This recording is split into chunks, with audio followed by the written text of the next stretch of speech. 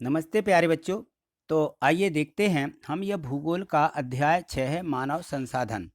तो भूगोल के जो पिछले अध्याय हैं और उसके और पहले वाले जो अध्याय थे, जैसे मान लीजिए इतिहास है ना, इसके पहले में तो इसके पहले इतिहास दी गई थी और इतिहास में 1 से 9 तक के जो अध्याय हैं वो पिछली वीडियो के माध्यम से समझे हैं।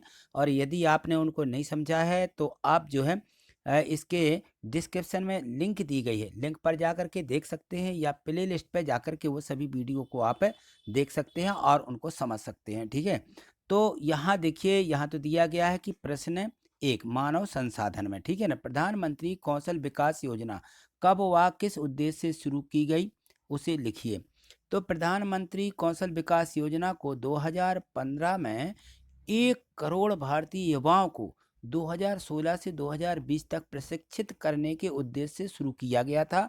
और इस योजना का उद्देश्य संभव और मौजूदा जो रोजगार अर्जक थे उनकी गुणवत्ता प्रशिक्षण प्रदान करके रोजगार योग कौशल की योजना बनाई गई थी और उसको योग्यता को प्रोत्साहन करना था। तो इस प्रकार से ये योजना बनाई गई है। ठीक है, यहाँ देखिए इसी का जो प्रश्न है दूसरा दिया गया है। तो दूसरा प्रश्न यहाँ देखते हैं, इसमें दिया है कि प्रश्न 2 में है कि भारत की जनसंख्या का औसत घनत्व कितने व्यक्ति प्रति वर्ग किलोमीटर होता है।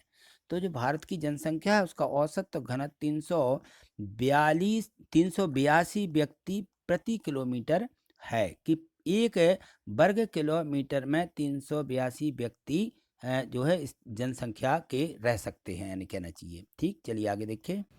प्रश्न 3 दिया गया है, जनसंख्या वितरण को प्रभावित करने वाले कारकों के नाम लिखिए। तो जनसंख्या वितरण को प्रभावित करने वाले जो कारक हैं वो है स्थल आकृतियां, जलवायु, मृदा, जल, खनिज, आर्थिक कारक। ये हैं इसके सांस्कृतिक कारक और सामाजिक कारक। इस प्रकार से ये जो है इसको प्रभावित करने वाले 8 कारक हैं जनसंख्या वितरण को प्रभावित करने वाले। ठीक है, प्रश्न 4 दिया गया है कि जनसंख्या संगठन की विशेषताएं लिखो।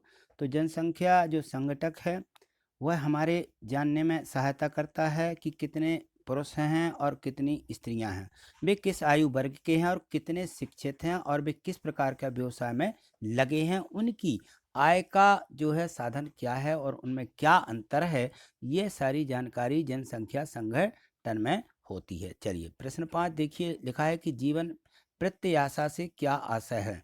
जीवन प्रत्याशा यह उन वर्षों की संख्या है जिसमें औसत व्यक्ति के जीवित रहने की आशा की जा सकती है। जो औसतन जो व्यक्ति हैं वो कितने जी सकते हैं, तो यह जीवन प्रत्याशा कहलाता है। ठीक है,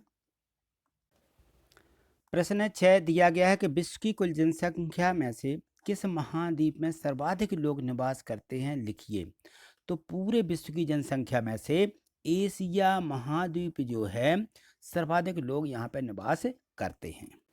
प्रश्न 7 दिया गया है कि प्रवास, आप्रवासी व उत्प्रवास शब्द के अर्थ को लिखिए कि प्रवास क्या है, आप्रवासी क्या है और उत्प्रवास क्या है। देखिए प्रवास जो होता है वो किसी क्षेत्र विशेष में लोगों के आने जाने को प्रवास कहते हैं। तो ये अपने यहीं पर होता है कि यहीं के लोग जो हैं किसी विशेष क्षेत्र में आते जाते हैं। ठीक है ना, धार्मिक स्थान है तो उसको प्रवास बोलते हैं। आप्रवासी, आप्रवासी वे लोग होते हैं जो देश में आते जाते हैं, एक देश से दूसरे देश या अपने देश में आते हैं तो वो अप्रवासी माने जाते हैं, अप्रवासी। ठीक है, और उत्प्रवासी ये देखिए, उत्प्रवास वो कहलाते हैं जिनमें वे लोग होते हैं जो देश को छोड़ते हैं, उनको हम कहते हैं उत्प्रवास। प्रश्नार्थ देखिए है कि अधिकतर लोग मैदानी भागों में रहने क्यों पसंद करते हैं। तो अधिकतर लोग मैदानी भागों में रहना क्यों पसंद करते हैं, वो इसलिए पसंद करते हैं क्योंकि ये क्षेत्र जो है खेती, विनिर्माण और सेवा क्रियाओं के लिए उपयुक्त होते हैं। यहाँ पर जो है बहुत से खेती का निर्माण भी यहाँ पे किया जा सकता है और सेवा क्रियाओं को भी यहाँ पे किया जाता है। ठीक है ना, तो यहाँ पे लोग जो है मैदानी क्षेत्रों में ज़्यादा पसंद करते हैं। प्रश्न 9 दिया गया है कि किस प्रकार के युवा किसी राष्ट्र का भविष्य होते हैं।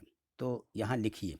तो जो कुशल, उत्साही, आशावादी और सकारात्मक दृष्टि जैसे युवा जो हैं जन किसी राष्ट्र के वो भविष्य होते हैं। कोई भी युवा हों वो हमारे देश के लिए क्या होते हैं, राष्ट्र का भविष्य बनते हैं। ठीक है, तो आज इतना ही।